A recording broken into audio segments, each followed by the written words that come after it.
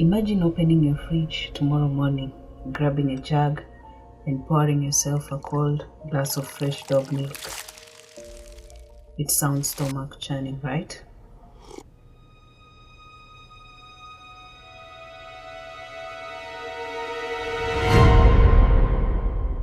Your brain probably rejected that idea instantly. But why?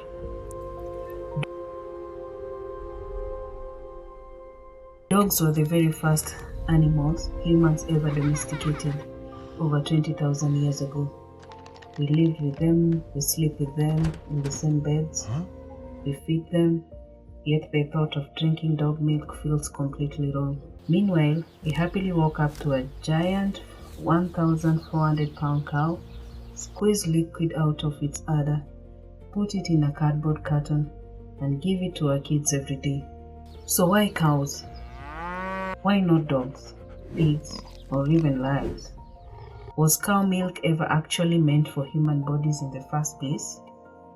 And are there other milk out there that is actually better for us? The answer isn't just about taste. It is a story about nature's energy rules, animal body shapes, ancient famines, and a historical survival event that turned humans into mutants. Let's break it down. To understand why we don't milk dogs, we first have to look at a simple rule of nature: the energy chain. Cows eat grass. Grass gets its energy directly from the sun for free. When a cow eats grass, it converts that plant energy into milk. It's cheap, simple, and direct. Now picture trying to run a farm to get dog milk. Dogs need meat to survive.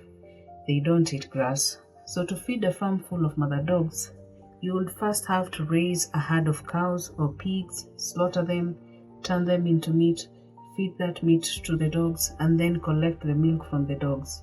By the time you get a single glass of dog milk, you've wasted massive amounts of feed, time, and money. You're using animal feeds just to get a tiny bit of liquid. It is economically impossible to run a farm like that. Then comes the physical problem. How much milk can you actually get out of the animal?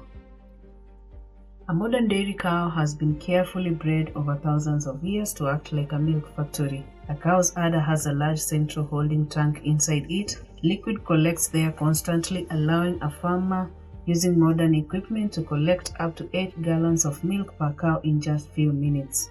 Dogs don't have a central holding tank. Their bodies only release small amounts of milk when their puppies actively push against their stomach. A dog has 8 to 10 tiny teats. Instead of using a machine, a farmer would have to sit on the floor for hours, gently squeezing tiny drops by hand just to fill a single shot of grass. And what about the taste?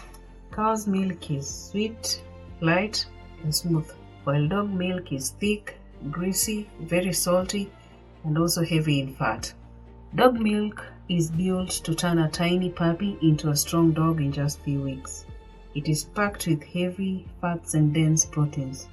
People who have actually tasted dog milk describe it as thick, oily, and distinctly salty. It will ruin your coffee instantly.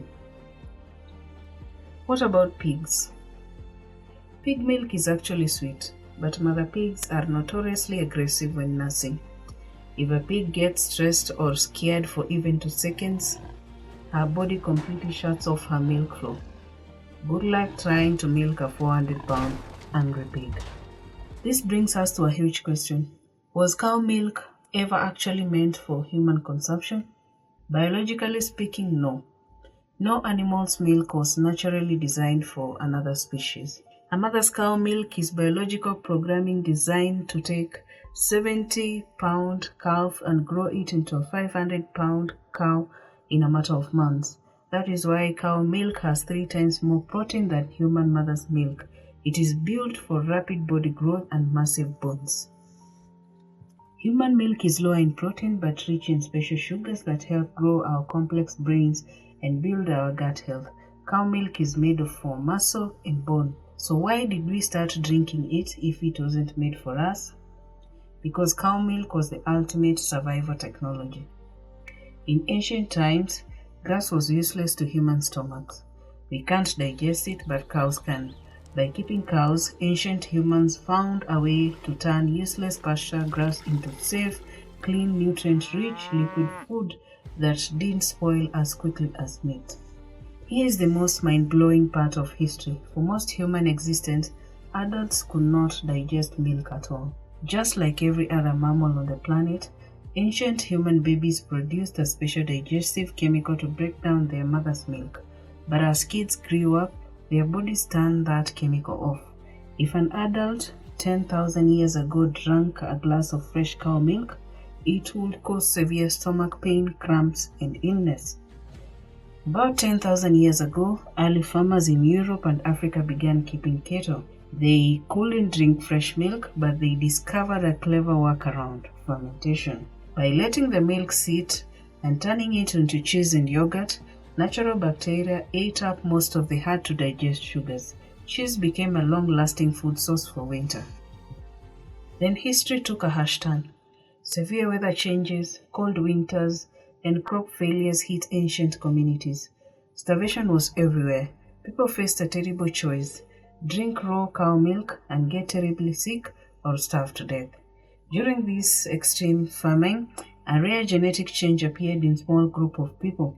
Their bodies never turned off the milk digestion chemical, even into adulthood. While others got sick or starved, these individuals could drink fresh cow milk, absorb the fats and water, and survive brutal conditions. They lived to have children and passed that trait down over thousands of years. This survival trait spread across entire regions. If you can drink a glass of whole milk today without getting a stomachache, congratulations! You carry an ancient survival trait passed down from ancestors who survived severe famines. If cow milk was just an economic choice, are there other milk out there that are actually better for human health? Surprisingly, yes. Donkey milk. Believe it or not, donkey milk is the closest matching animal milk to human mother's milk. It has almost the exact same balances of sugar and proteins. In 19th century, French hospitals, stables of donkeys were kept right outside to feed babies who needed milk. Goat milk is far easier for the human stomach to digest than cow milk. Its fat particles are much smaller and it forms a softer curd in your stomach, preventing bloating. Camel milk, known as the desert superfood. Camel milk contains 3 times more vitamin C than cow milk, and it is packed with natural immune-boosting proteins. So, why aren't our grocery shelves full of donkey milk and goat milk? Simple economics. A goat gives you about a quart of milk a day. A single modern cow gives you over 8 gallons. Cows won simply because they were big, efficient dairy machines. So if other animals give milk too, why does the thought of dog milk make us feel so disgusted? It comes down to how our culture categorizes the world. Human species divided animals into special mental boxes. Pets, their companions, which are dogs and cats. Work animals, horses, donkeys. Livestock, cows, pigs, and chicken. When an animal crosses from the pet box into the food box, our brain triggers an instant disgust response. We don't drink dog milk for the exact same reason we don't eat dog meat over thousands of years. Our cultures decided dogs belong into our homes as family, not on our dinner tables. What feels normal in your local supermarket simply depends on where your ancestors lived and which animal helped them survive.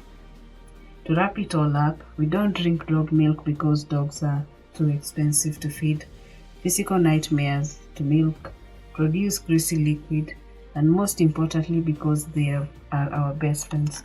Cows gave us massive amounts of low-cost calories that help human civilization survive harsh historical climates. So the next time you pour milk into your morning coffee or cereal, take a second to appreciate the strange history behind it and be very glad it didn't come from a golden retriever. If you enjoyed learning about the hidden history behind everyday life, hit that like button, subscribe to the channel, and drop a comment below. What is the strangest animal milk you would actually be willing to try? Thanks for watching. See you next time.